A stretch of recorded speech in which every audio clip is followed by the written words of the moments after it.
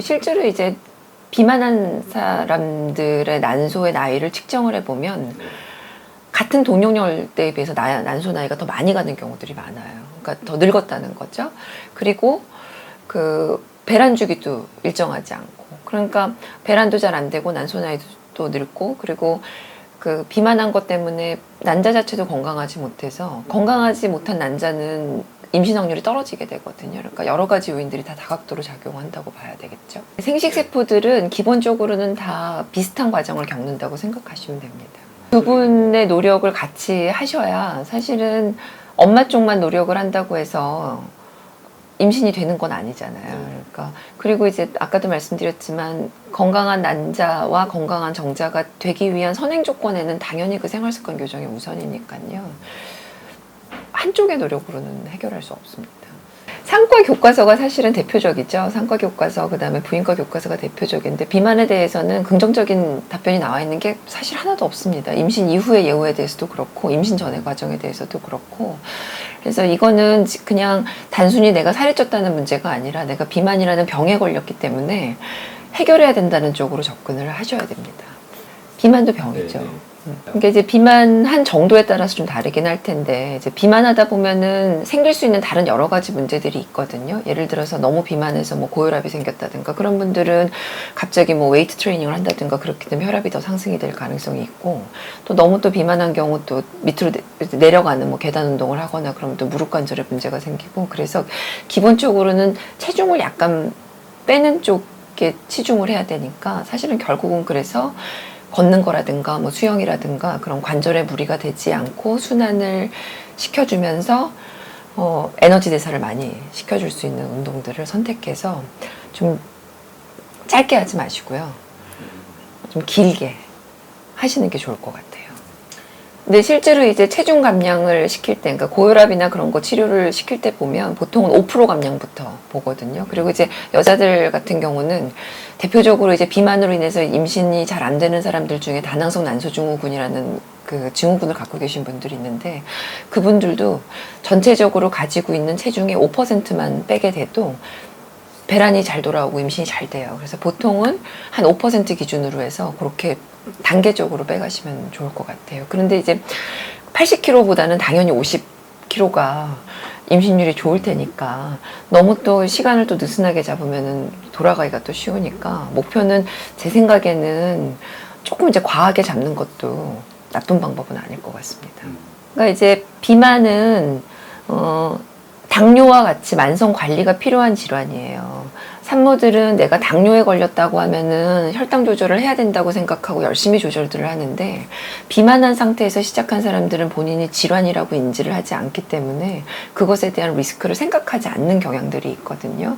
그래서 똑같은 그 방식으로 임신 말기까지 관리를 하는 게 좋은데, 일단은 산정 관리를 열심히 받으셔서 그 본인이 가지고 있는 드러나지 않는 리스크들이 있는지에 대한 것들, 예를 들어서 뭐 고지혈증이 있다든가, 혹은 뭐 고혈압이 생겼다든가, 혹은 동반된 당뇨가 있다든가, 그런 것들을 열심히 확인을 해봐야 되고, 아기 쪽 측면에서는 오히려 비만이신 분들이 아기가 안 크게 되거든요. 안 크고 양수가 또 작아지게 되고 그런 문제들이 또 생겨요. 그래서 그것도 좀 확인을 해봐야 되고, 비만도에 따라서 다르긴 하지만 본인의 체중이 체질량 지수 기준으로 30 이상의, 동양 사람 기준으로 27.5인데 27.5 이상의 정말 그 비만 중에 좀 고등도의 비만이다 그러면 체중을 거의 늘리지 않는 방향으로, 많이 늘려도 기껏해 한 6kg 정도 늘리는 정도로 꾸준히 관리를 하는 게, 아까 말씀드렸던 뭐 아기가 안 큰다든가 양수가 적어진다든가 혈압이 높아진다든가 그런 리스크를 줄이는 방법이에요. 그리고 이제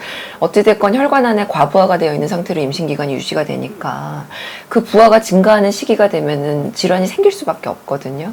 부하가 증가하는 시기라는 거는 아기가 커지고 있는 시기를 얘기를 하는 거라, 말기가 될수록 더 열심히 시기 관리를 하시는 게 건강하게 만사까지 임신을 유지하는 방법입니다. 그거를 권장을 하는 거죠. 네.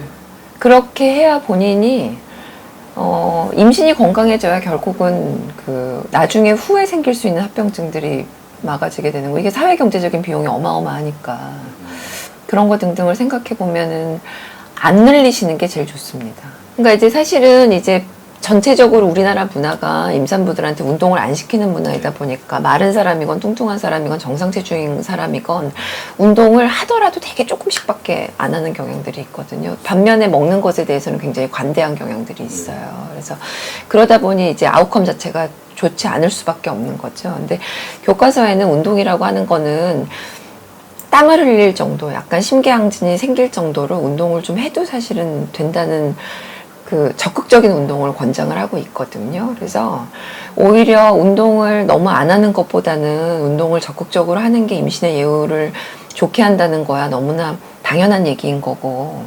그런데 임신을 하지 못할 만한 특별한 사유가 있는 분들도 분명히 계세요. 구조적으로 뭐 자궁경부 무력증이 있다든가 혹은 뭐 다른 뭐 질환들이 있어서 운동을 할 수 없는 분들이 아니라면, 근데 사실은 임산부들 중에 그런 질환을 갖고 있는 사람들은 거의 드물거든요. 그래서 그런 분들을 제외한 일반적인 분들이라고 한다면 운동을 좀 적극적으로 열심히 하시는 게 좋을 것 같습니다.